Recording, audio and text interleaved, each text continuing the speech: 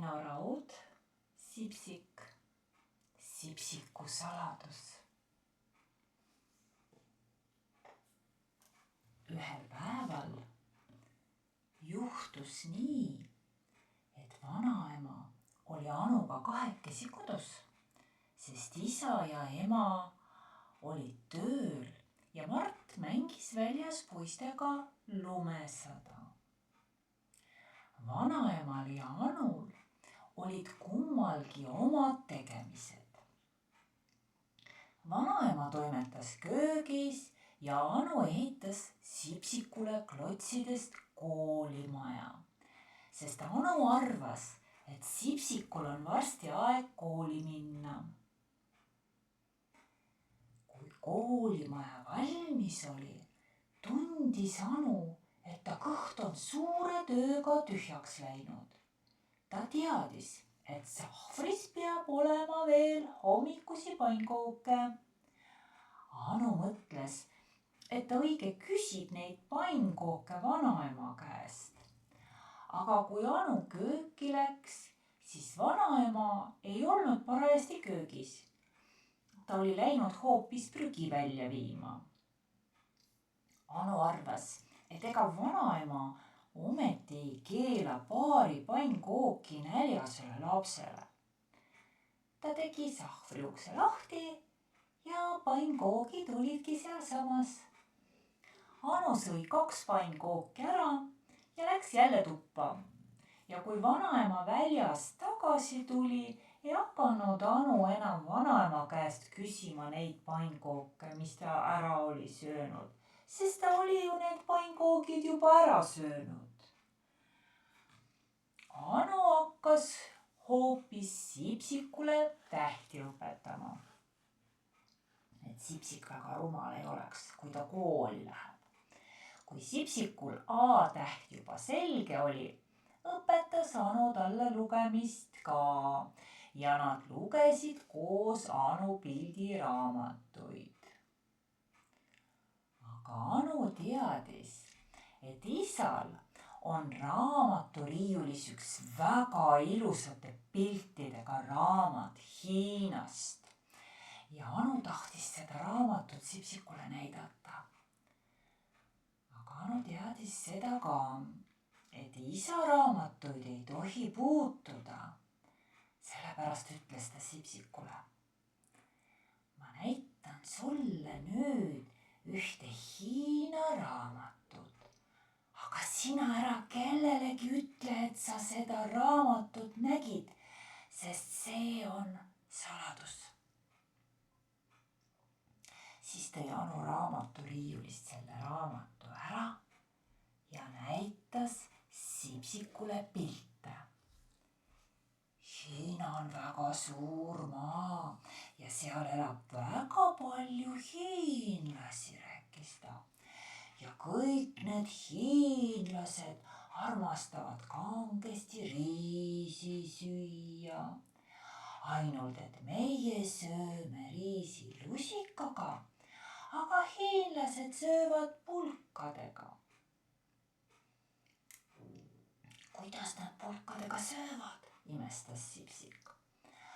Aga raamatus oli üks niisugune pilt, kus oli näha, kuidas hiinlane pulkadega riisi sööb. 2 peenikest pulka olid tal ühes ja samas käes ja riis jäi nende pulkade vahele. Anu näitas seda pilti Sipsikule. Ja siis sai Sipsik aru küll, kuidas pulkadega söömine käib. Kas nad pannkooke ka pulkadega söövad, tahtis Sipsik teada. Seda Anu küll täpselt ei teadnud, kuid ta arvas, et pannkooke hiinlased vist siiski pulkadega ei söö. Ta arvas, et pannkooke võivad hiinlaselt lihtsalt näpu vahelt süüa. Kui kõik pildid olid ära vaadatud, viis Anu selle Hiina raamatu isa riiulisse tagasi. ja siis ütles ta Sipsikule veel kord. Vaata siis, et sa kellelegi sellest raamatust ei räägi.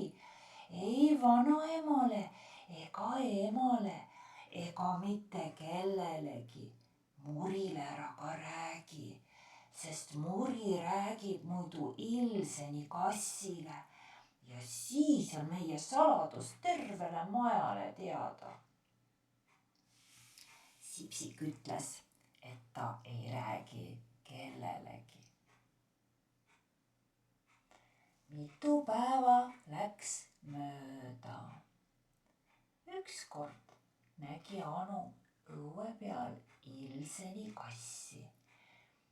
Ja Ilseni kass vaatas talle niisuguse kavala näoga otsa, nagu teaks ta mingisugust saladust. Anul hakkas kohe süda valutama.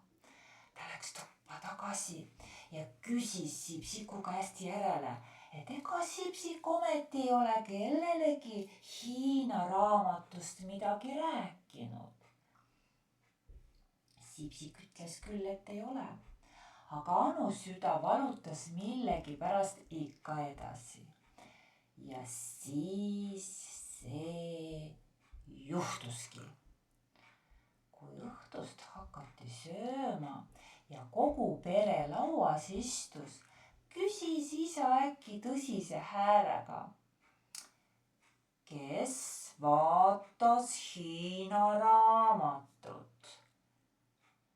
Kõik jäid vakka ja keegi ei öelnud midagi.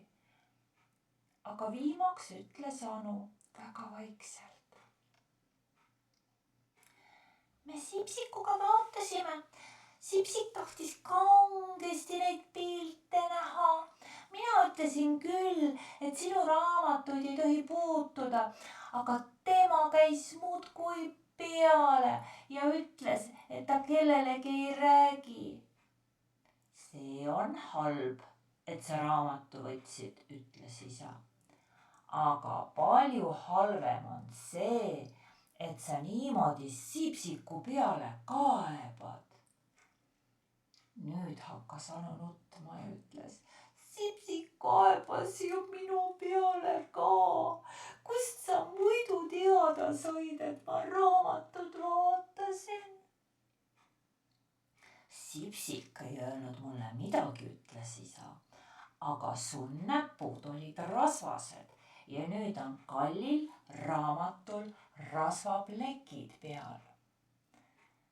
Rohkem isa Anuga ei tõrelnud, aga kui vanaema tõi magustoidu lauale, siis ütles Anu, et enam kunagi isa raamatuid ei kisu ja sahvrist ise pannkoogi ei võta, sest pannkoogid teevad näpud rasvaseks.